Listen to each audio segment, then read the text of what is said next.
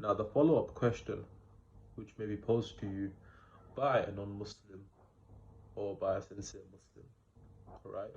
Or even by a deviant or whomsoever is asking this question, you know, why is Tawheed the most important thing in Islam? Limadha, why? They'll ask that question perhaps. Other than it being the asl, the foundation, the foundation of the religion, the reason why it's the most important thing in all of Islam. Allah said so himself in the Quran many times, but I'll go to one simple verse which almost every single Muslim knows or should know. In Surah Ikhlas, Allah says, "Qul huwa Allahu ahad." Says Allah one and only, you know. And this is simply pure monotheism, which Allah describes himself as, and which he affirms for himself.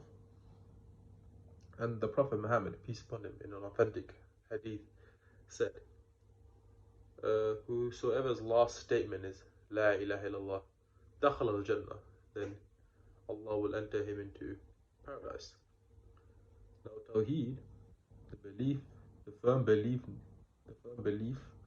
of the oneness of Allah and affirming the oneness of Allah, you know, is your eternal salvation from your eternal damnation from hell, essentially. And even if a Muslim,